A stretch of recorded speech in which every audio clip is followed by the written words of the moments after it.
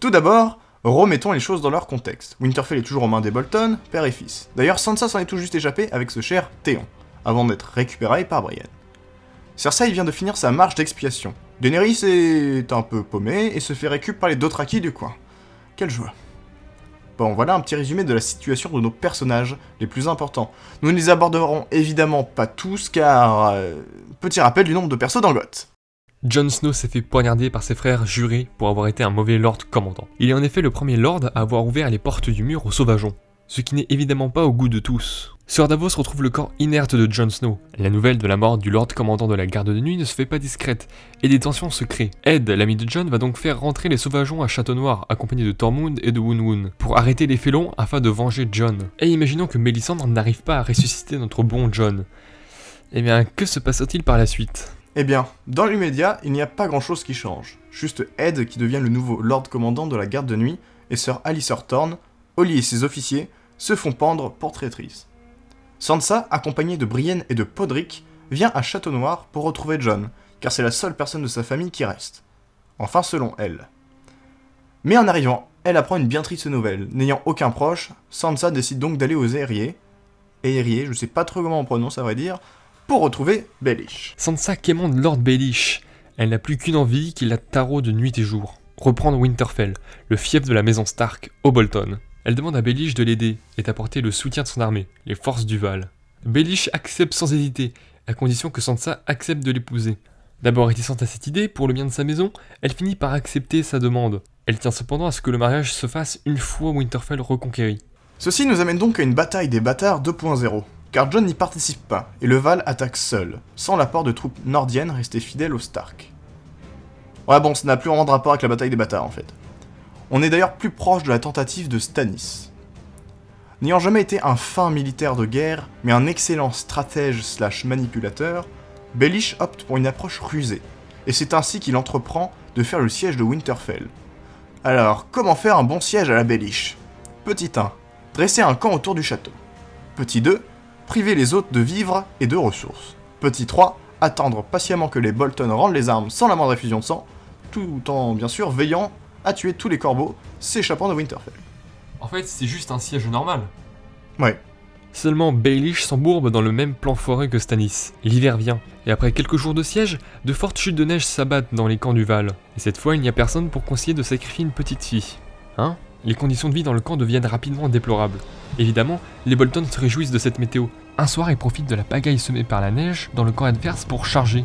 Le Val, pris au dépourvu, se fait complètement laminer, alors qu'ils sont en supériorité numérique. L'armée des Bolton s'élève à 6000 hommes, contre environ 10 000 pour le Val. Alors que tout semble perdu pour le Val, que le sang jaillit de ci et de là, Daenerys et ses dragons apparaissent au loin, ne faisant qu'une flambée de l'armée Bolton. La bataille pour Winterfell est alors gagnée. Sansa récupère son fief. Ah non, je rigole. On n'est pas dans la saison 7 de Goth là. Fini les dragons ex machina. Baelish et le Val se font littéralement écraser. Brienne, qui a été chargée de protéger les filles Stark par Catelyn, arrive à extirper Sansa de la bataille pour s'enfuir dans la forêt. Lord Bolton, un grand friand de bataille, tenant absolument à participer à celle-ci, et il n'aurait pas dû. Ramsay profite du chaos des combats pour discrètement décocher une flèche sur son père. Ayant été légitimé peu de temps avant, vous l'aurez compris, Ramsay devient seigneur de Winterfell, gouverneur du Nord et héritier légitime de la maison Bolton. Au passage, il se sert de Baelish pour donner à manger à ses chiens. Bon bref, Sansa est plus que jamais au pied du mur, d'autant plus que Ramsay a envoyé ses meilleurs limis à sa recherche.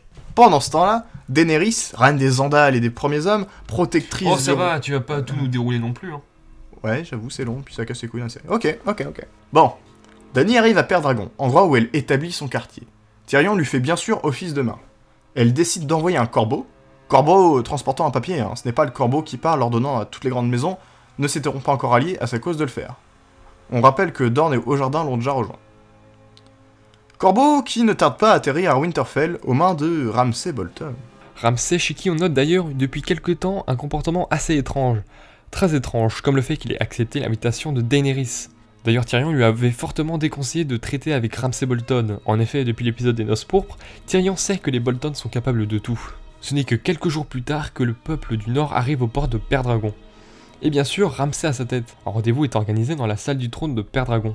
Tyrion fut tout d'abord surpris que Sansa, Brienne et son vieil ami Podrick Payne, vous savez, celui avec la bite magique, se tiennent aux côtés de Ramsay. Il croyait que la fille Stark avait réussi à s'échapper, comme le disaient les rumeurs. Lorsque Daenerys demande à Ramsay s'il serait prêt à ployer le genou, sa réponse est cinglante.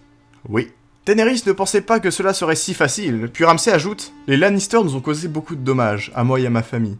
Je veux les faire payer et mettre quelqu'un de plus juste à la tête des 7 couronnes. » Ramsay marque un temps d'arrêt, puis ajoute « Je ne suis pas Ramsay. » Il attrape le côté droit de son visage pour en arracher la peau. Cela finit par révéler un visage féminin, d'une jeune fille de 16 ou 17 ans. Je suis Arya, de la maison Stark. Une fois après qu'Arya leur explique ses facultés, Tyrion comprend ses intentions. En effet, après avoir fait tomber l'hiver sur la maison Frey, elle a entendu des ragaudes sur la bataille de Winterfell. Ainsi, rien de plus simple pour elle, avec ses capacités, que de rentrer chez elle, puis tuer Ramsay, prendre son apparence et devenir la dame de Winterfell. Plus tard, en retrouvant Sansa, elle lui lèguera cet honneur. Daenerys accepte donc cette alliance et les troupes Stark, car oui, Sansa, après avoir repris Winterfell, a convoqué ses bannerets. Varys rentre dans la salle. Il explique à Daenerys que leur stratégie de prendre Castral Rock s'avère être un échec. C'était un piège des Lannister. Pendant ce temps-là, ils ont pris au jardin, un allié de grande envergure. Il faut réagir.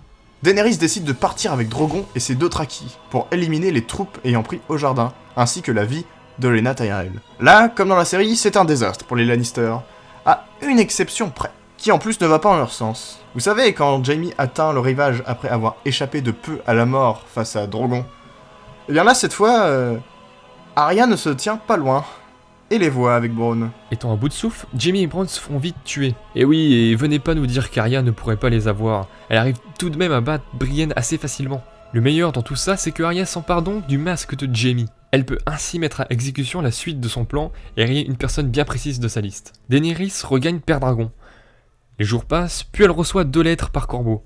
Une annonçant que la reine Cersei aurait été tuée par son frère Jaime Lannister. Elle comprend immédiatement que Arya a réussi son coup. C'est un énorme pas en avant concernant l'acquisition du trône de fer. Puis elle lit l'autre. L'autre lettre annonce que les marcheurs blancs ont pénétré le royaume. Les paysans du coin affirment qu'ils auraient gelé la mer pour contourner le mur. C'est un grand pas en arrière concernant sa rédemption sur les 7 couronnes. Elle a affaire ici à un nouveau type d'ennemi, contre lequel elle ne connaît rien.